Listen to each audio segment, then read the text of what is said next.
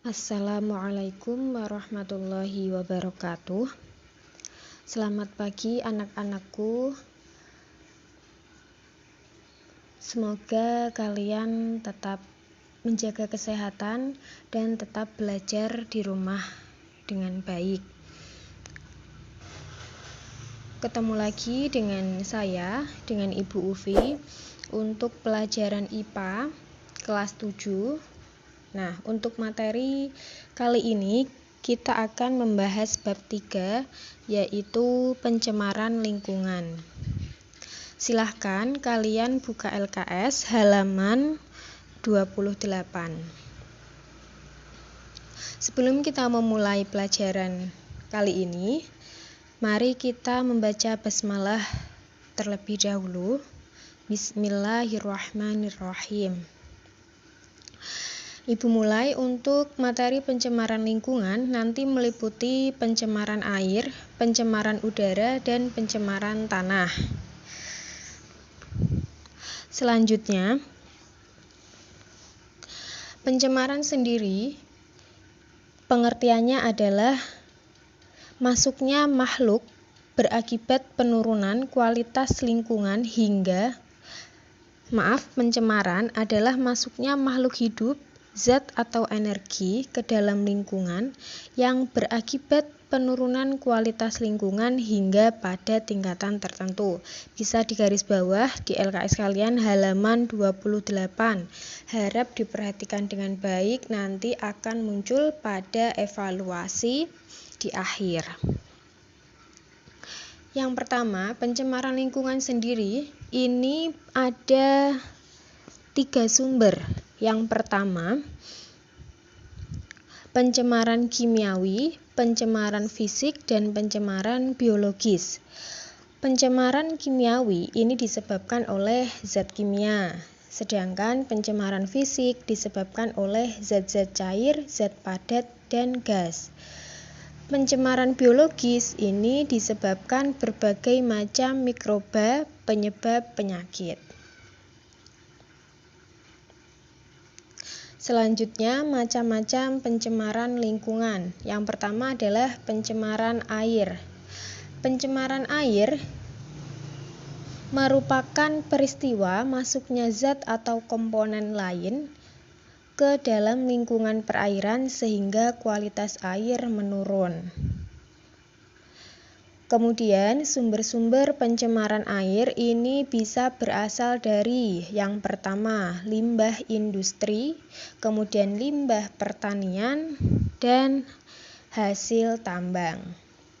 Kalian perhatikan pada slide Bu Ufi ini, pencemaran air disebut juga dengan polusi air. Kemudian zat yang menyebabkan pencemaran disebut polutan. Polutan untuk pencemaran air ini bisa berupa tadi sampah, limbah, dan logam berbahaya. Sampahnya bisa berupa plastik, kertas, cairan limbah berupa deterjen, minyak, dan lain-lain. Sedangkan bibit penyakit berupa bakteri Shigella dysenteria. Untuk logam berbahayanya bisa berupa merkuri atau air raksa, kadmium, krom, dan lain-lain. Nah, untuk pencemaran air, ini salah satu contohnya ya, untuk menanggulangi dan mencegahnya bisa dengan cara setiap pabrik harus memiliki tempat penampungan dan instalasi pengolahan limbah, sehingga limbah yang dibuang ini tidak mengurangi kualitas perairan. Yang kedua, limbah industri yang mengandung unsur logam dapat diatasi dengan menanam tumbuhan sejenis alang-alang. Yang ketiga, sanksi hukum. Biar apa? Biar perusahaan ini jera untuk membuang limbah sembarangan. Nah, itu tadi salah satu cara menanggulangi dan mencegah limbah industri yang menyebabkan pencemaran air.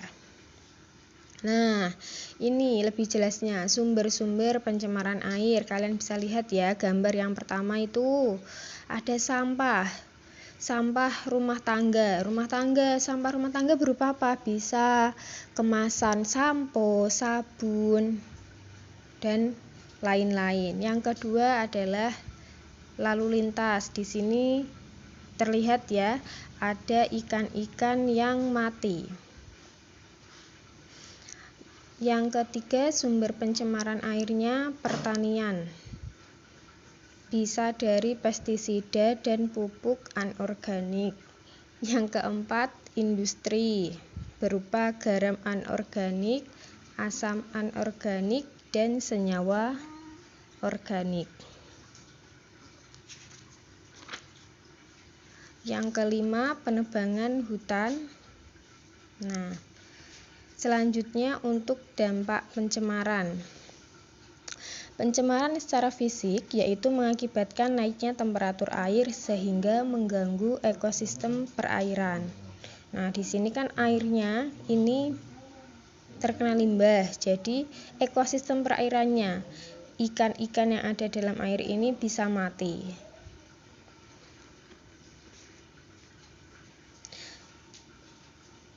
Kemudian secara kimia oleh air raksa, tadi sudah dibahas di depan. Pencemaran secara biologi oleh bakteri patogen.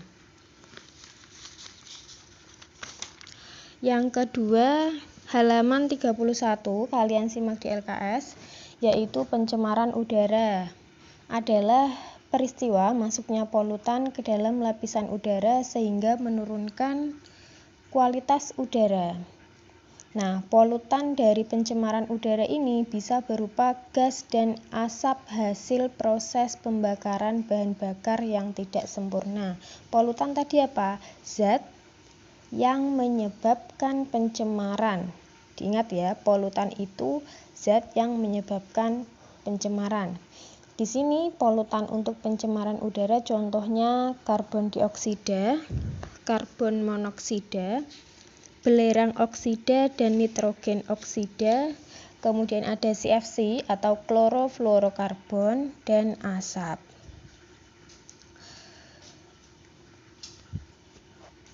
Salah satu contoh cara untuk menanggulangi atau mencegah pencemaran oleh asap ini dapat dengan cara yang pertama, mencegah terjadinya kebakaran hutan, mencegah pembakaran bahan-bahan beracun di udara terbuka, dan menggunakan bahan bakar yang sedikit mengeluarkan asap.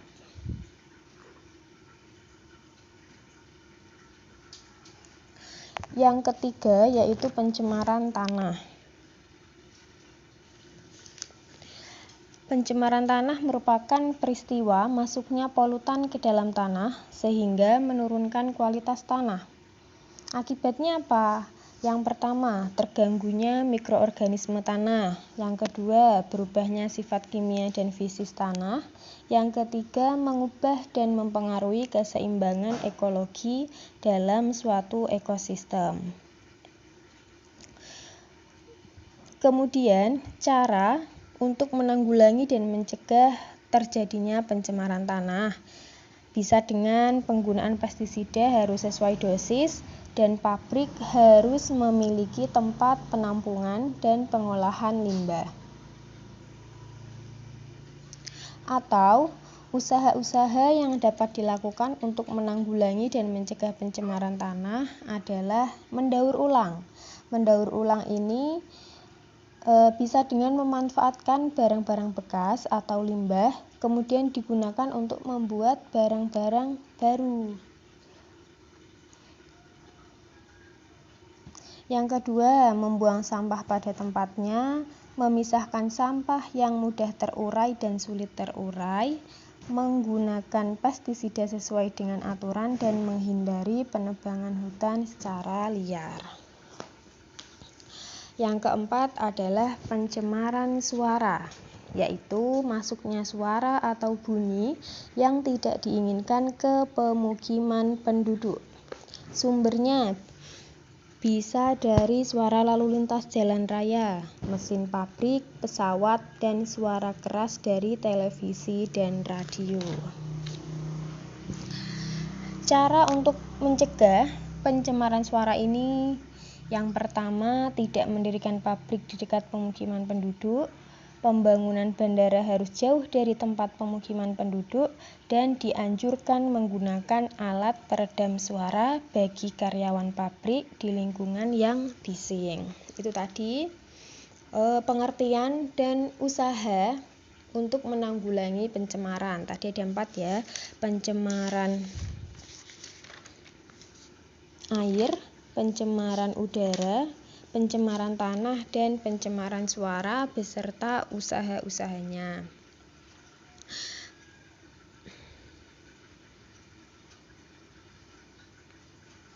Pencemaran air sudah, pencemaran tanah sudah. Nah, untuk evaluasi bab pencemaran lingkungan, kalian kerjakan LKS halaman 36 nomor 1 sampai 10. Nanti diisikan di Google Form yang tertera di bawah link YouTube ini. Untuk pertemuan kali ini, Ibu kira cukup dan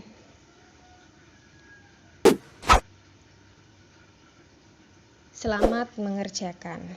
Wassalamualaikum warahmatullahi wabarakatuh.